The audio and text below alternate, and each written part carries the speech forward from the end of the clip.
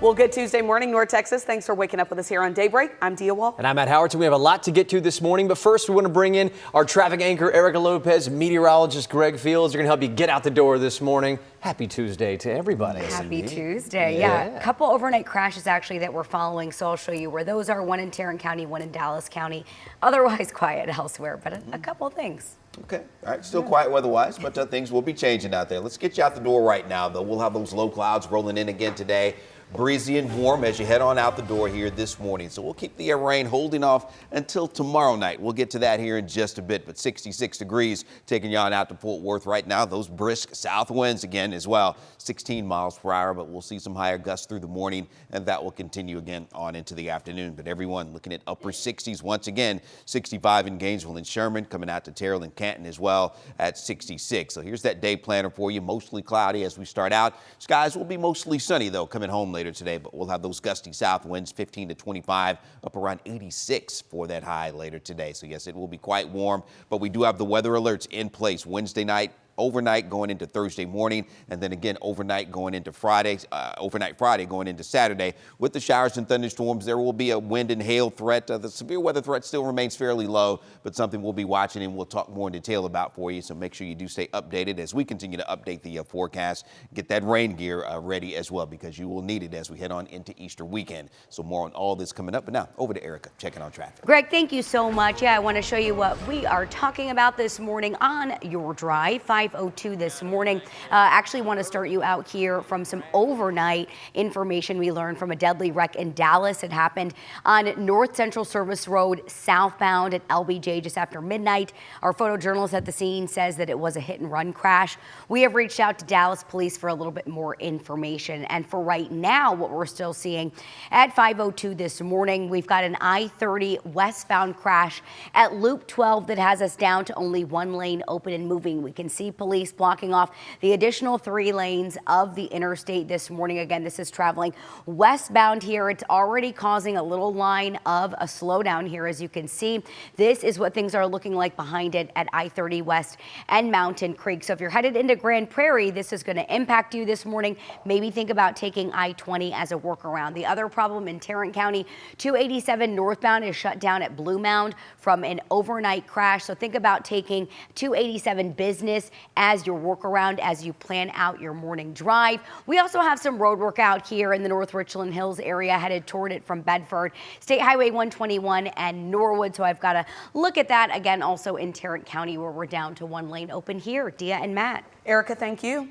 Well, in just a few hours, we'll get a glimpse into the future of one of the state's largest school districts. State-appointed leaders now overseeing Fort Worth ISD, and they are set to meet for the very first time as they work to try and turn the district around. Our Chris Sadeghi live outside of district headquarters for us this morning. And Chris, they've got a packed agenda. What do we expect to happen at that meeting today? Well, Dia, the first item on that packed agenda is to elect a president, vice president, and secretary of this new board of managers. But the public will get a chance to talk to them for the first time. In fact, public comment will lead off the meeting tonight before the officials are elected. The agenda also includes the temporary suspensions of local board policies. That's because the state is now in control. TEA appointed 9 members and a superintendent last week as a part of their takeover of the district. And tonight at 5:30 is the first time we will see them on the dais. There are just a few items on the consent agenda for them to approve, including some budget amendments. Back to you. Chris, now that the new board of managers is in place, what comes next for students and parents in the district? Well, we know that this newly appointed superintendent says he wants to get things turned around in the district quickly. There will be a board workshop in a couple weeks after they hold this initial meeting tonight. We also talked to the appointed superintendent last week, Dr. Peter Licata, as he toured a middle school and talked about putting more support and resources into classrooms immediately. How can we get the best teachers? How can we recruit? How can we pay them? The new model that we're bringing in is really nice for teachers, where they'll be making $100,000, $110,000, $120,000 in some of the hardest schools if they're showing great results. The TEA has said they need to see the district meet the goals that were set forth and also eliminate those unacceptable campus ratings before local control is given back. Matt, back to you. All right, thank you so much, Chris. We'll be paying attention to that meeting tonight. This morning, disturbing new details about the shooting deaths of a mother and her 6-year-old daughter in Haltom City. Investigators say the child's father lured them to a Birdville ISD stadium parking lot under the pretense of giving them money, but instead he began shooting inside the car, killing both of them before turning the gun on himself. Investigators say these shootings stemmed from an ongoing custody dispute. Grief counselors now available for students and staff at Cheney Hills Elementary School, where the 6-year-old went to school. Now let's get you to 3 things you need to know. Today we expect to learn more about efforts to crack down on violent crime here in North Texas. Law enforcement leaders from the U.S. Attorney's Office, FBI, Tarrant County Sheriff's Office, and other agencies are all set to speak in Fort Worth at 10 o'clock this morning. We'll share those findings with you later today on WFAA+. Today, the Greater Dallas Hispanic Chamber of Commerce is set to issue a formal statement on those allegations against Cesar Chavez. A New York Times investigation accused the civil rights leader of sexually abusing women and children during his tenure as president of the United Farm Workers. A lot of celebrations for Cesar Chavez Day, which is today, have been canceled. Tonight is your deadline to sign up for the state's new school voucher program. A judge extended that deadline by 2 weeks after Islamic private schools and Muslim families sued, claiming they were being excluded on the basis of religion. Those schools have since been added to the program. Families, by the way, could receive up to $10,000 to help pay for private schools, up to $30,000 if those students are special needs.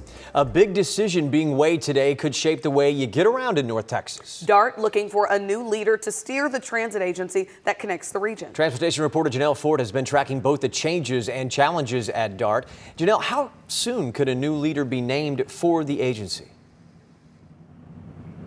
Well, Matt and Dia, DART CEO Nadine Lee still has 6 months left on her contract. It expires at the end of September. So the transit agency still has a little bit of time to get this thing figured out. This afternoon, the executive board will meet to talk about their strategy in hiring their next leader and to discuss the potential need for an interim CEO until they get someone locked in. Obviously, all of this is happening at a pretty rough time for DART. At one point, 6 cities had measures lined up on their May ballots to withdraw from the agency.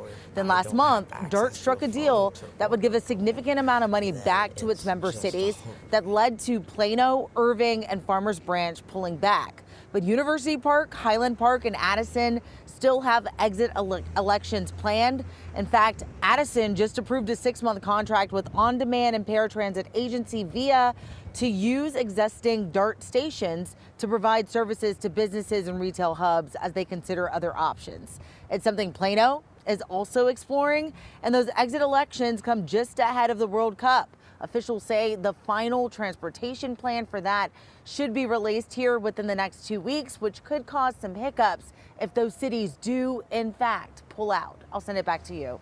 All right, Janelle, thank you for keeping us up to speed. It is 5:08 on your Tuesday, and another round of strikes in the Middle East following a new threat from President Trump. Coming up at 5:30, what he says will happen if Iran does not reach a deal to end the war. Plus, new rules go into effect today for the Texas hemp industry. Why opponents say it's bad for business. And feeding time at the zoo gone wrong. How this Gators handler is reacting when we go in the feed. That's next. And one thing you need to know weather-wise, we're going to take you out to Denton right now along the I-35 merge there. Things looks like they're moving along pretty well, so we're going to go ahead and give you that green light weather-wise anyway. With breezy, warm conditions for you out there, those gusty south winds, temperatures in the upper 60s. Stays dry today, probably tomorrow as well, but we do have those storm chances in the forecast. More on that coming up. And this morning, we are already dealing with some slowdowns on I-30 as you make your way toward Grand Prairie. We can see the backups here at Mountain Creek. So I'll talk about the best way to get around it and why we're seeing the delay coming up in my full report.